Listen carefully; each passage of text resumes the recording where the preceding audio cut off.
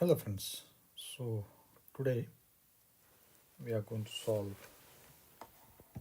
three questions,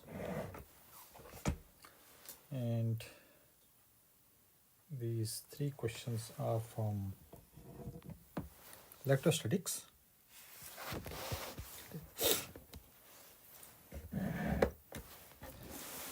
So in the first question, it states that a point charge is placed somewhere on the curve as shown in the figure. This point charge creates an electric field at the origin. Let EY be the vertical component of this field. What shape, up to a scaling factor, should the curve take so that EY is independent of the position of the point charge on the curve? And second part is much more easier. It is same thing. You have a moldable material with uniform volume charge density. What shape the material take if you want to create the largest possible electric field at a given point in a space? So basic figure is given to us. So we have electric field. Let us suppose this is our origin, and this is the charge which is placed, and let us call this at a random coordinate is our x comma y. And if we join them,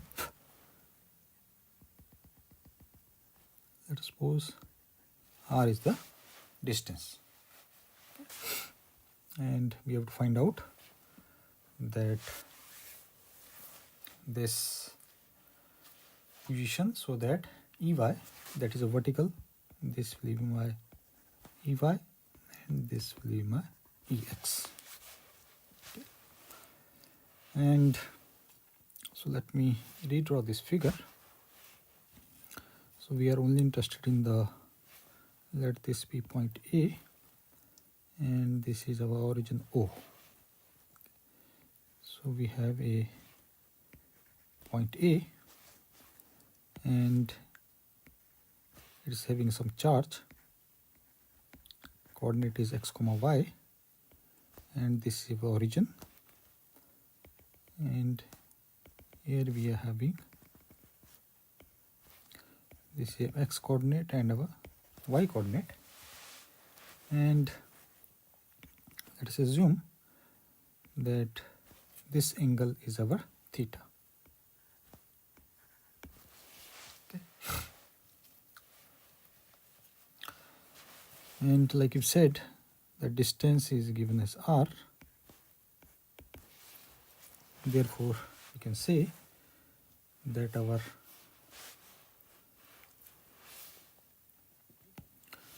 one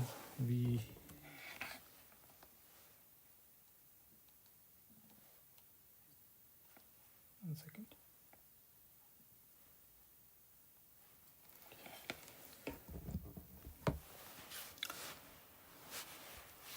So let us consider that we place the point at the origin where we are going to find out electric field. Place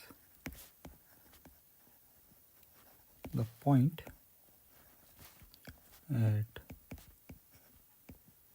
origin, and we denote this point as our O, and its coordinate obviously will be 0, 0, and we take a point charge Q at A. You can see that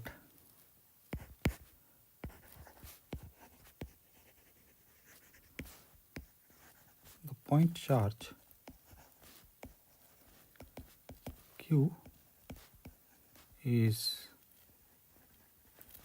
placed at A, and whose coordinates we have taken as x comma y.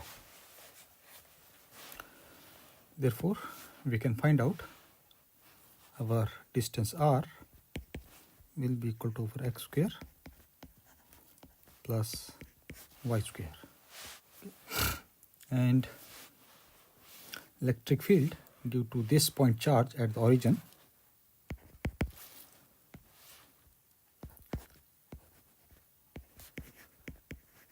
the field at origin due to point charge, and let us call this electric field E. Then this E will be equal to 1 upon 4 pi epsilon naught. This will be Q r square, and we can put this as r unit vector. And from here we can find out its vertical component, because we are only interested in the vertical component. So you can say that vertical component let us call this as E of phi will be equal to E cos of theta. Let us consider, so this will be E cos of theta, and we substitute value of E, so we get its vertical component will be 1 upon 4 pi epsilon naught Q r square cos of theta. And we can easily find out our cos of theta. So this was our point A, this was our origin, and this is R, and we have taken this angle as our theta. So obviously this will be our y in our xy coordinate. So from here we can say that our cos of theta will be equal to y upon r. One second.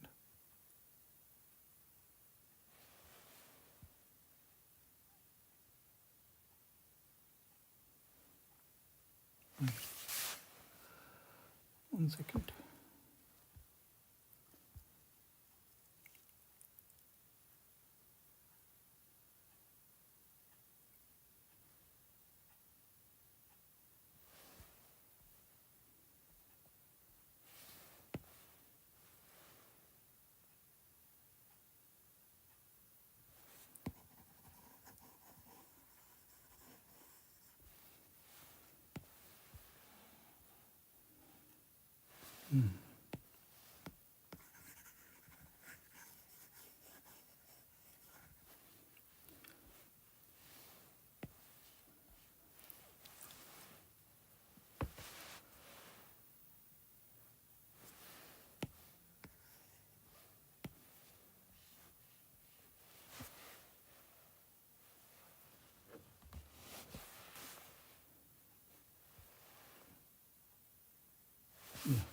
So this was our point A,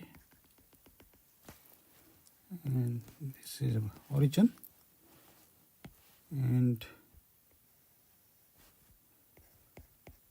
this will be direction of electric field. So we have two components, this is our E of x and this is E of y. And this is our value of r. Okay, and let me, this is my r.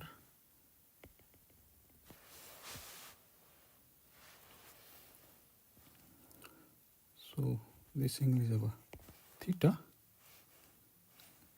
so this angle is theta.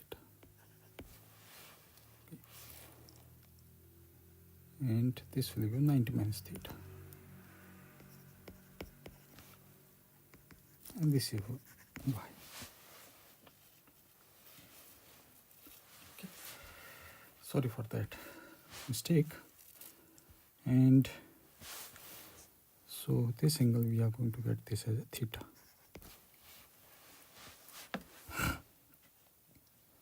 And therefore we can say that our cos of theta will be equal to y upon r. Now it's correct. Cos of theta is equal to y upon r. And we substitute it, we get that our vertical component is 1 upon 4 pi epsilon naught q r square, and this is y, so this comes as our cube. And we have to remember that in the question it states that the E of y should be independent of position of the point charge. Okay. Now in this case, the position of point charge, that is our q, is being defined by two parameters. One is our r, another one is our theta. Okay. So it means this E of y should be independent of our y and r cube. Okay. It should not be dependent upon y upon r cube. Okay. Or simply we can say that this factor y upon r cube should be constant throughout the curve or along the curve.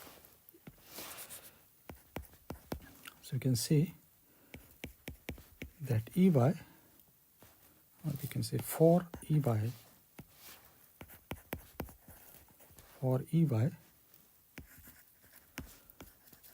to be independent of where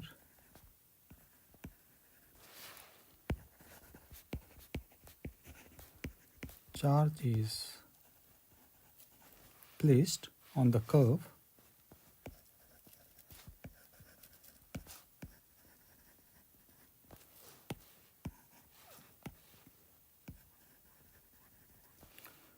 the factor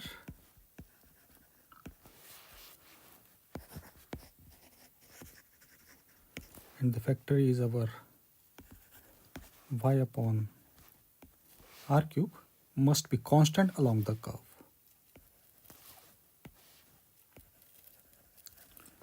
Must be constant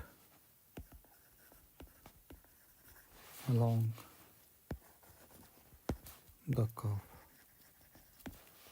Okay.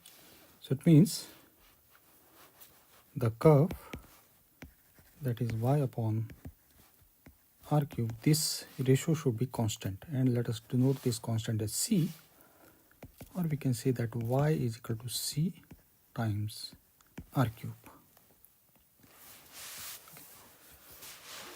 And under this condition we can say that our y, because we already know that is our r is our x square plus y square and square root. Okay.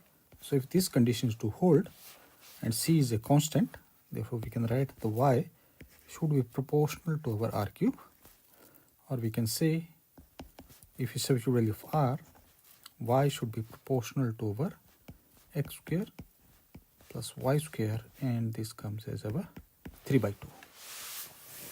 Okay. So it means this equation defines the required curve.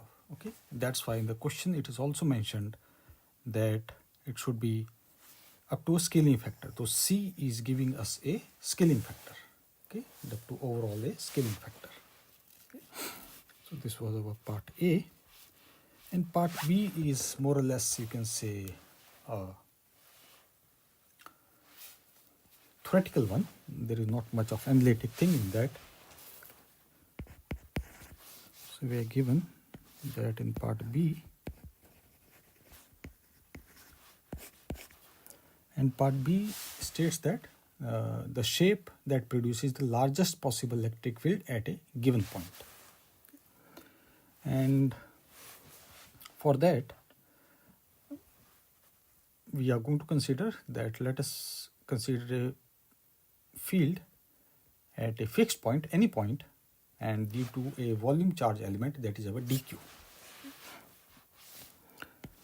So we consider that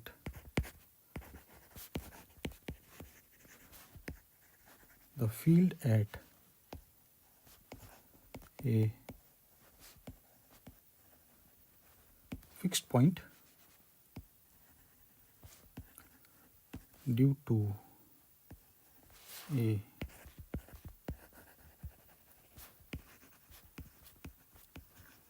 volume charge element, and that is our volume charge element we have considered as our dq. And due to this volume charge element, let us suppose that field at any point is a dE, then dE will be equal to 1 upon 4 pi epsilon naught, and this is our dq r square cos of theta. And this our dq is our volume charge density. Therefore, we can say that for a uniform volume charge density, that is our rho, volume charge density rho, we can write that the small charge dq will be equal to charge density multiplied by small volume du.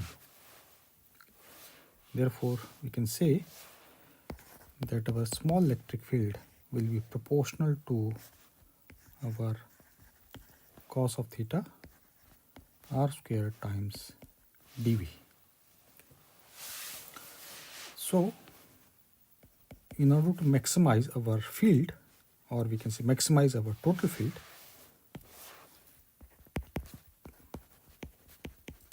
maximize the total field, there are to be two conditions are to be met. First condition is that we want that our r as small as possible, and second condition, keeping cos theta as large as possible. Cos theta as large as possible. So that these two conditions, we are going to get that our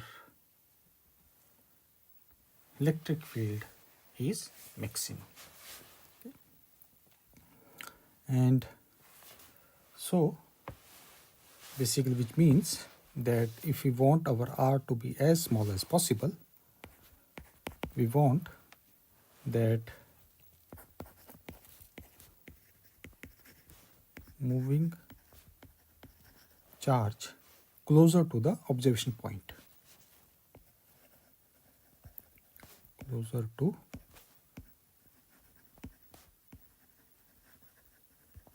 observation point. Okay. And because of this, our 1 upon r square factor increases, because r is going to decrease. And secondly, we can say that moving the charge to a location where cos theta is as large as possible. Okay.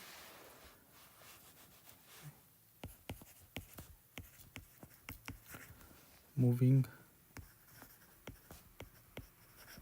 charge to a location where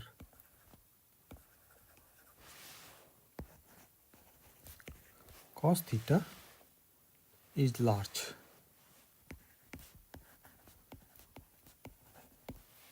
Therefore, if you want to find out the optimal boundary which are going to satisfy the condition for both, then we can say that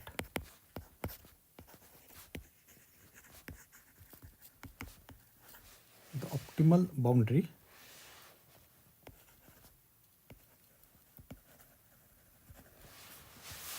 that is, or that will be defined as that our ratio cos theta upon r square is equal to constant.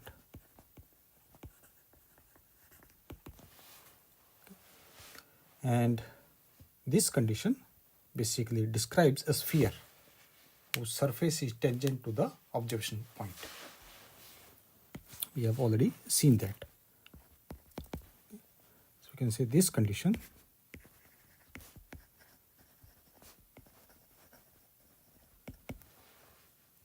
describes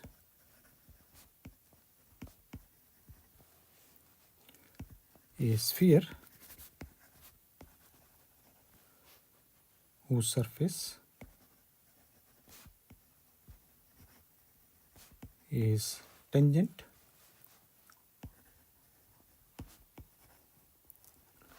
to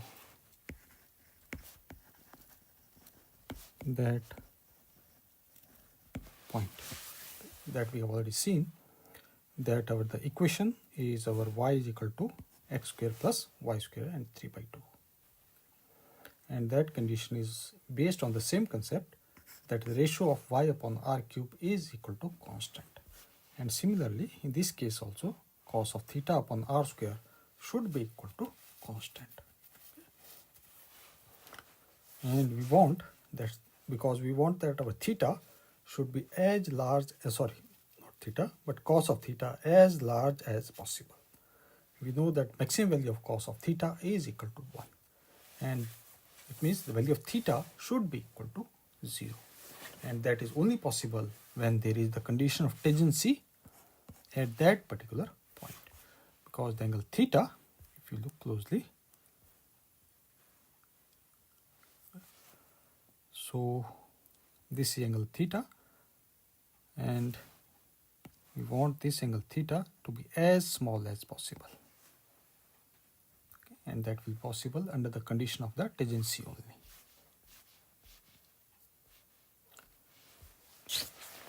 And so we come to the second question.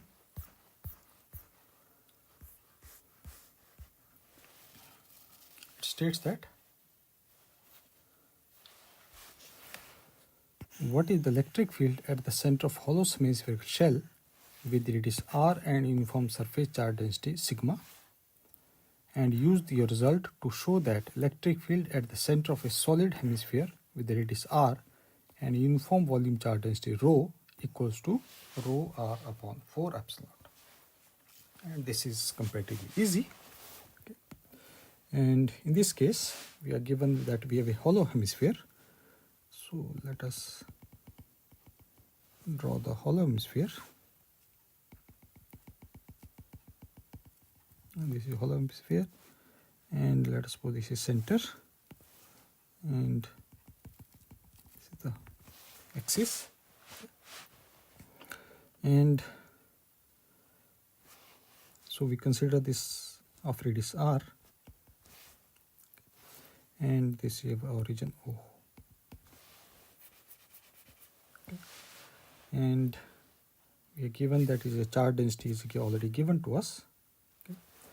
So in this case, we are going to consider a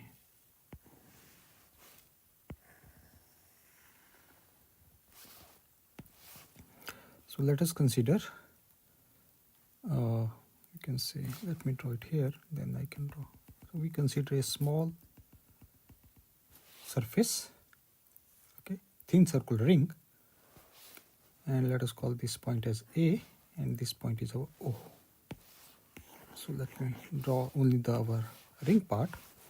So we consider a ring, and its thickness is suppose having area dA, this is thickness, and this is the vertical axis. This is point O, and it is being joined here at point A. And let us suppose this angle is theta, this is radius r, and this circular is having a radius of our A. Therefore, we can say that the radius of the circle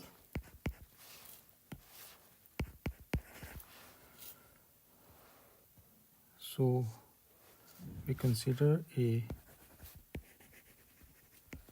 thin circular ring of radius A, and this radius A will be equal to over r sine of theta. And this is, let us suppose, is having this angle, thickness is our d theta, because this is a little bit thick. So we can say that the width of the ring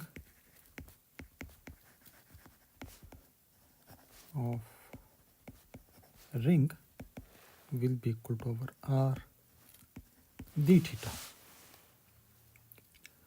And therefore, from here we can find out the area of the ring.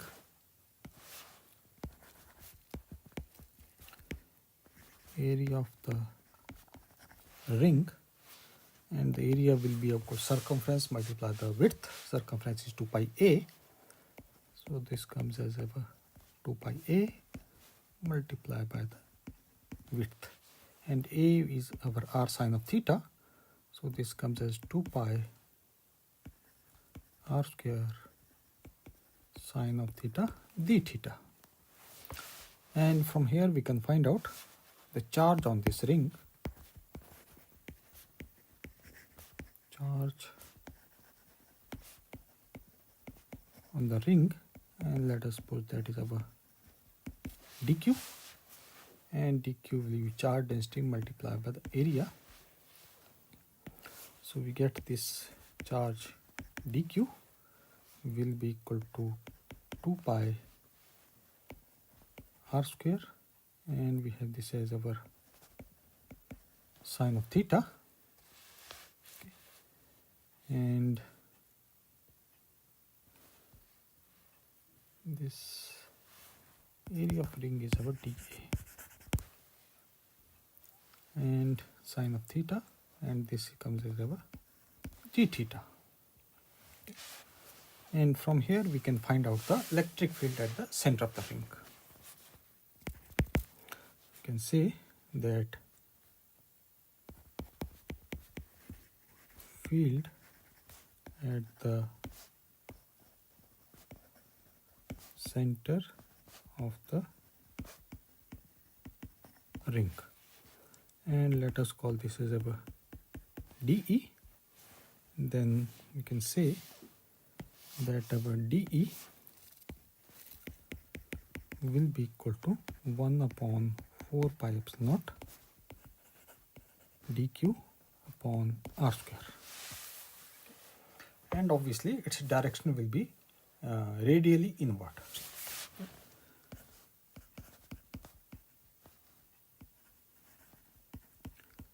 Direction is radially inward.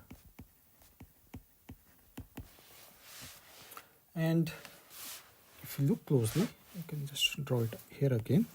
So this was our ring, and we were trying to find out the field at this our point O, and because of a charge element which we have considered, that is our charge element is our dq, and this will be in the radial direction. And here we can divide this into two components, horizontal as well as our vertical, and similarly on the symmetric end of the opposite, there we can consider the same charge element dq, and this is also going to have two elements, and the horizontal as well as our vertical. So this horizontal element are going to balance out each other. So only component that will be left will be our vertical component, and basically here we have assumed this is our z direction. So we can say only the z component is going to survive, and this will be true for every point. Okay, if you consider dq somewhere here, symmetrically there will be dq somewhere here, okay, and that is going to balance its point. Similarly for this point as well as this point, and this will be continuously for the entire circle. So you can say that direction will be radially inward, and therefore from here we can say that horizontal component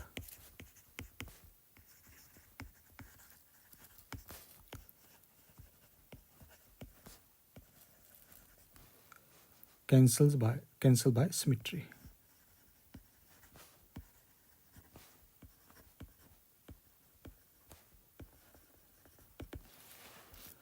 And from here you can say that only z component survives, which is our vertical component. Only z component survives.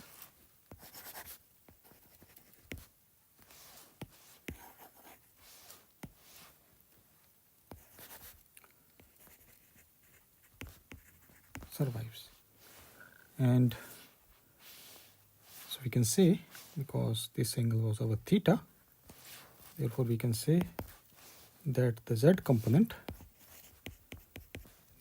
dEz will be equal to our dE cos of theta. And we substitute, so we get the z component is equal to 1 upon 4 pi epsilon naught, and this comes as our 2 pi r square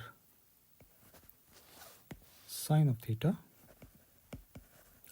d theta capital R square, and then we have our cos of theta, and we can just simplify it. Pi and pi, this goes by 2, r square and r square goes away, so we get that the z component of electric field, in this case the vertical component, will be our sigma upon 2 epsilon naught, and we have this as our sine theta and cos theta d theta. And now we can just integrate it. Okay. Integration, and that integration will be 0 to pi by 2. Okay. And this integration quite easy. We can say this will be our half sine square theta, and substituting that will be giving us 1 by 2. So this solution will be equal to our 1 by 2, and on our left side we are going to get electric field in z direction will be equal to our sigma upon 2 epsilon naught multiplied by 1 by 2. So this comes as our electric field in z direction will be equal to sigma upon 4 epsilon naught. Okay. And this was the magnitude, but if you look closely, the field is in the downward direction, so we can say this is our nothing but our z unit vector, but with minus. Okay. So we can just put it here, minus z unit vector. That is our direction. So this is our electric field because of this hemisphere at the center. And in part B, this in the part A, it was, I think, hollow. Yeah, it was hollow hemisphere, and same result we can extend up to a solid hemisphere. Okay. So this is the major difference between part A and part B, and we are going to continue the same. Okay. And in order to build up this our solid hemisphere,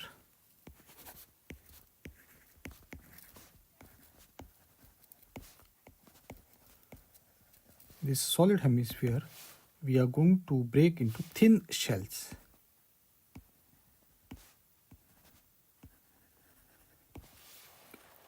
And we assume that each shell is having a radius small r. So you can say that this thin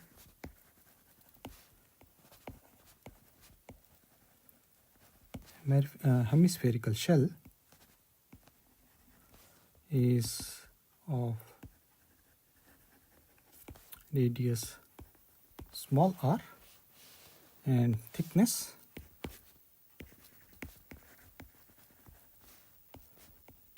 is our dr. Therefore, we can write that surface charge density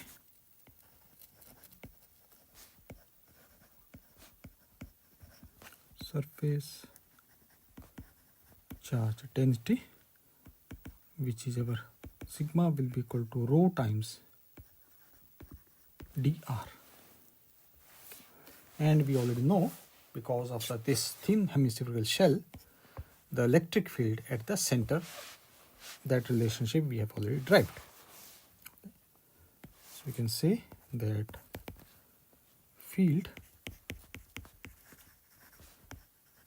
at the center from the shell, and this we already assumed is our dE. So our this small electric field will be equal to our sigma upon 4 pi epsilon naught. Sorry, there is no pi. 4 epsilon naught, and sigma in terms of rho, this gives a rho upon 4 epsilon naught times dr. And so now we are going to integrate it for complete radius capital R. Therefore, we can say total electric field E will be about 0 to R, and this comes rho upon 4 epsilon naught, and this is dr, and which comes as well rho R, and this is about 4 epsilon naught. Okay. So this is our electric field due to a solid hemisphere. Okay. And direction is same. Direction not going to change because we have replicated this formula, okay, from our first part. Okay. So direction will be our same. Okay. Rest of things same, but in this case there was solid. We can just draw it also. Okay. So we were having a solid. So this is a solid hemisphere, and this solid hemisphere we considered a thin shell, something like this. So it means its equivalent we can draw here. So now it is consisting of a thin shell, which was our part A. So this is a thin shell. Okay. So solid hemisphere of consisting of n number of thin shells. That's why we integrate from 0 to R. Okay. So this is the major difference between the solid hemisphere and the hollow hemisphere, that is shell hemisphere. That is part A as well as part B. Now we come to the next question.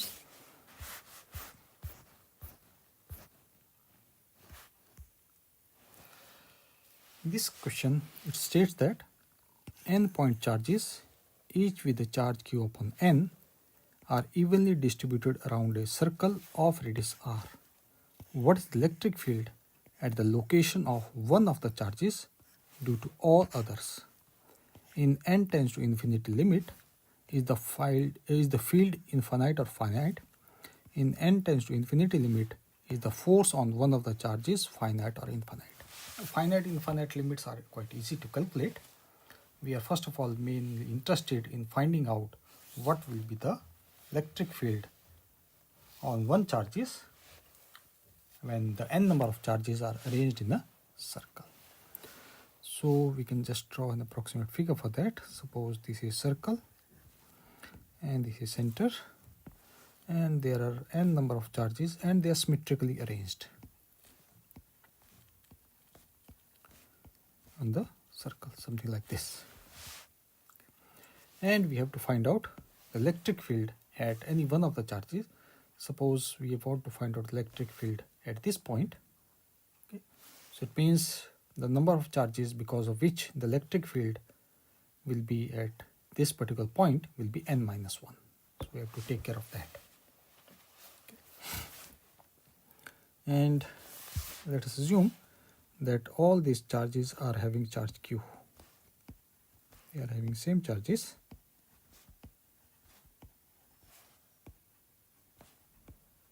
Q, and this is also Q. So we can say that we are having n equal point charges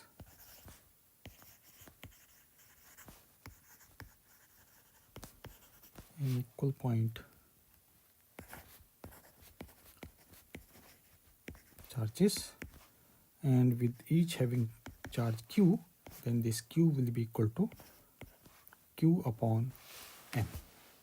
Okay. And they are equally spaced. Let us suppose this radius is about r. Okay. And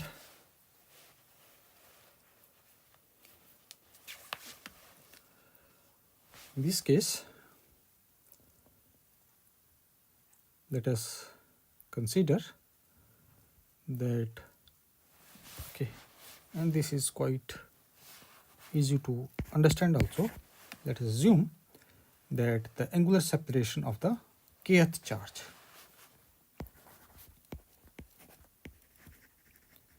angular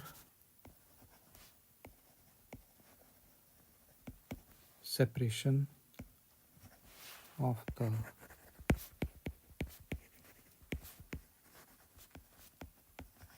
kth charge, let us suppose that is our theta of k, then theta of k will be equal to 2 pi k divided by n. And distance between the charges, which is nothing but our chord length,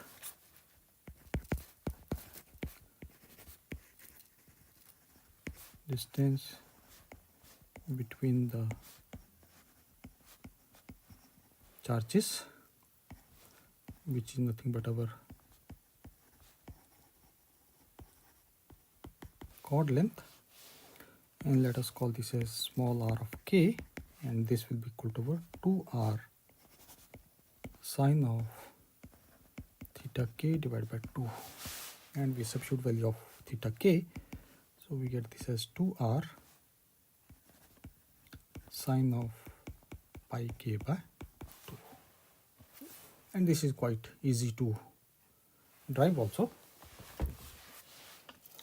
And so in general, let me generalize this formula. Basically it means that if we are having two charges, suppose charge is at A, another charge is at B, and they are lying on the circle of each having radius r, and the distance between them is our small r, and theta is the angle between them.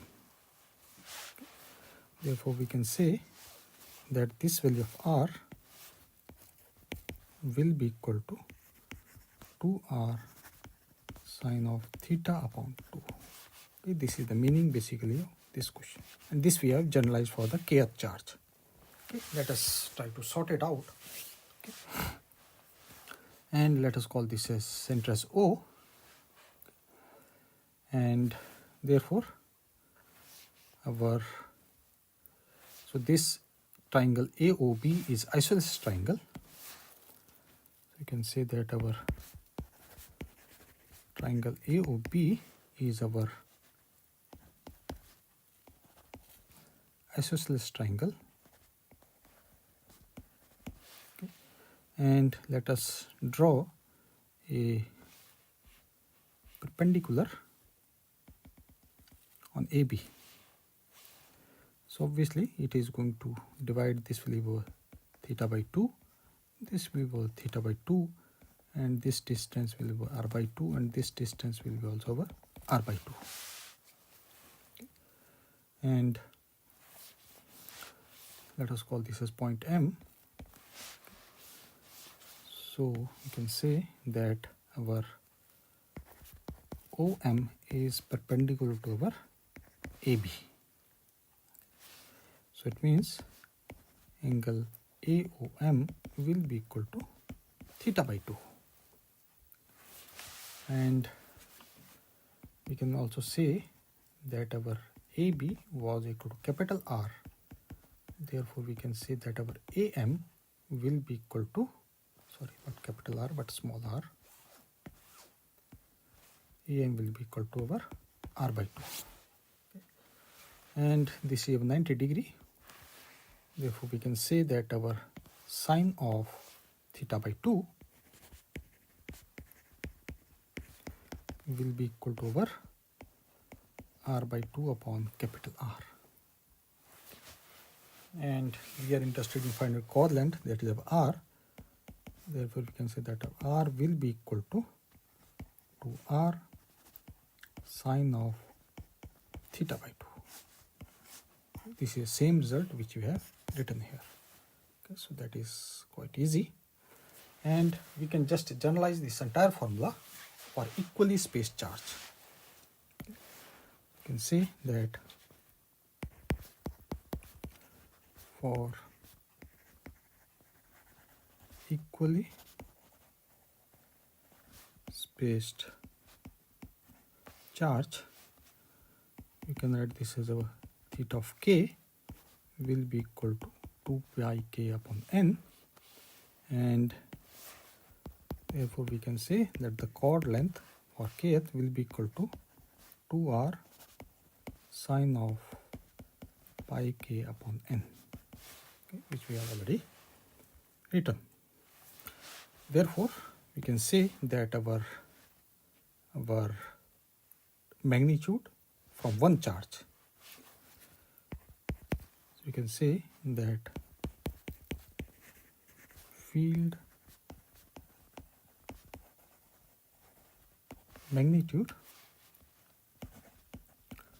from one charge, and let us call this as our E of k will be equal to 1 upon 4 pi epsilon naught q upon the distance between the two charges and its square. So we already know this r of k distance, so we can write this as 1 upon 4 pi epsilon naught, and this comes as our q, and we substitute it, we get this as 4 r square sine square, and this is about pi k upon n. Now, in this case, we have to remember that only the radial component of electric field is going to survive, the tangential component is going to vanish, or they are going to not vanish but cancel pairwise. Okay, so let me draw it here. Okay, so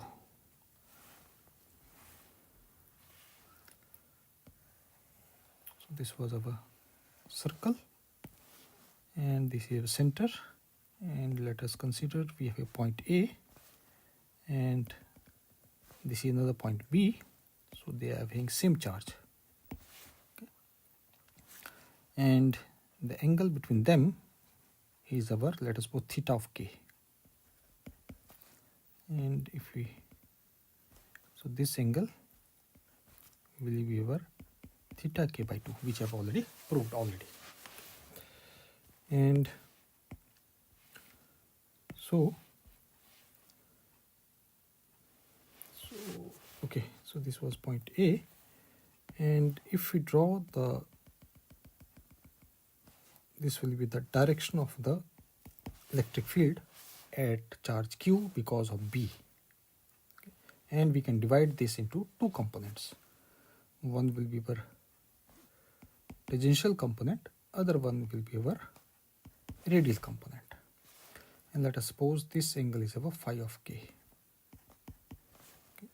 Therefore, we can write that our phi of k will be equal to theta of k divided by 2. Okay. And like I said, that only the tangential part, only the radial part will be left, the tangential part will be vanished. And for that, let us consider here this is point C, and which is same distance as our AB. Okay, so this distance is our same. And because of this point C, we are going to have the electric field that will be somewhere in this direction. And once again, we can divide into two components. One will be the tangential and other one will be our radial. So these two components will be balancing each other. So it means the tangential component, and this will be true for every charge. Okay, suppose we consider a charge somewhere here and they will opposite symmetric somewhere here, and this will be true for n number of charges. So we have to make sure that, or whether we can say that only radial component of electric field survives, the tangential component cancel pairwise. So we can say that only a radial component of the field survives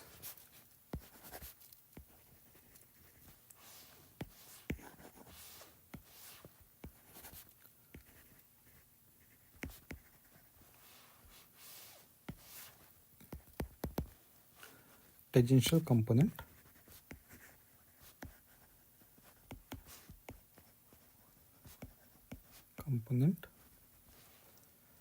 cancel pairwise. And we also find out the angle between them will be this theta by 2, which is our phi of k. Okay, so we have assumed this is our phi of k and this is our phi of k. And therefore, we can say that our radial component is going to survive. Okay. Therefore, we can say for kth charge,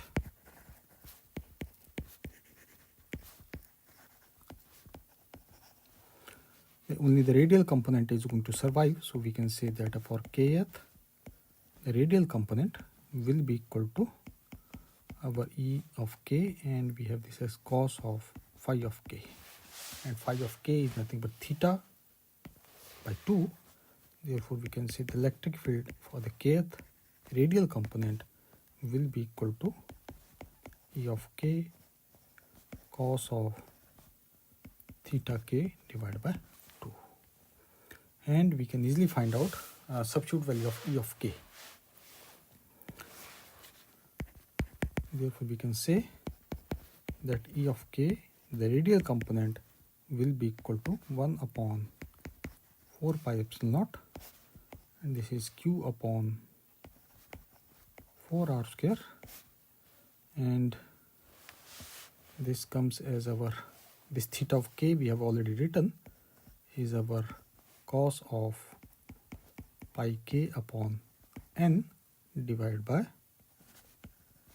sine square pi k upon n. And this is only because of one charge. Okay. We have taken this charge B, and from because of charge B, only the radial component is going to survive. The tangential component are going to balance out pairwise. Because for the pair we have taken a C, because this B and C are symmetric but in opposite ends.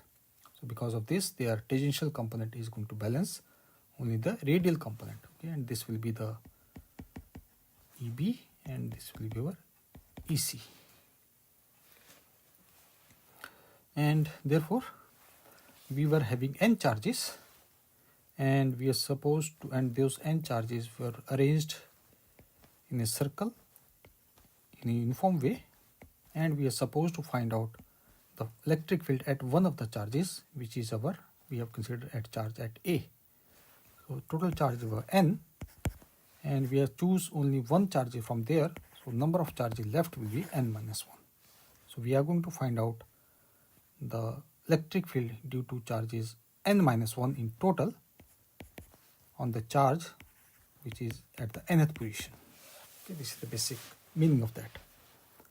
And therefore, we can write this as, because the charges here are in the discrete form, therefore we can say that total field will be equal to, that is our E, and that is equal to our summation, and summation is going to vary from k, and this is our n minus 1. Okay, and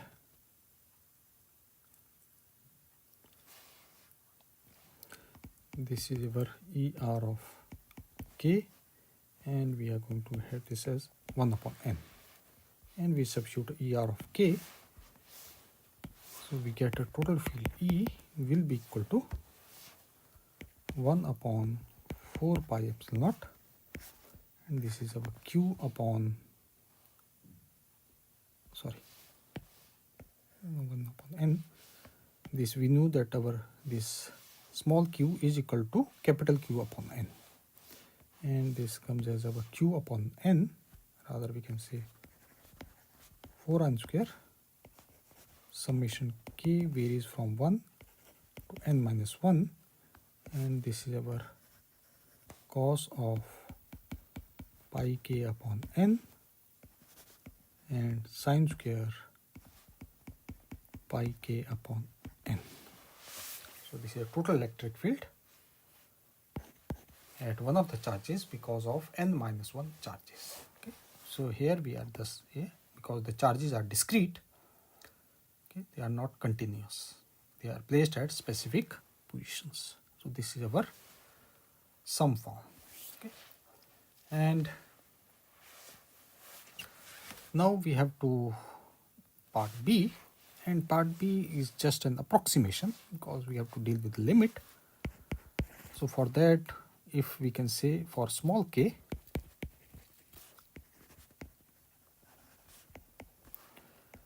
we can write that sine of pi k upon n will be approximately equal to pi k upon n, and we can say that our cos of pi k upon n will be approximately equal to 1. So it means the kth term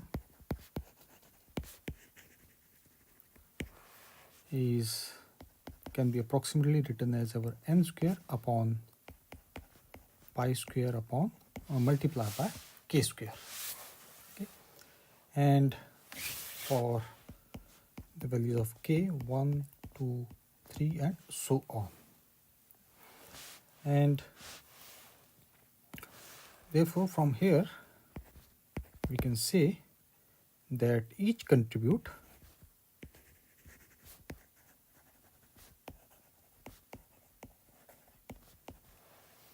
a term of order n square. Okay, but we have a n in the denominator also. Okay, or we can say, but the prefactor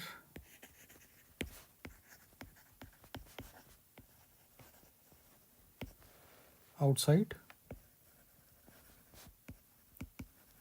the sum is 1 by n. Therefore we can write that of electric field, because the limits are with respect to n only, so we can write the approximately n square upon n. So it means that our n tends to infinity, okay, our electric field also tends to infinity. Okay. And now we come to our force part, and we can say that force on one charge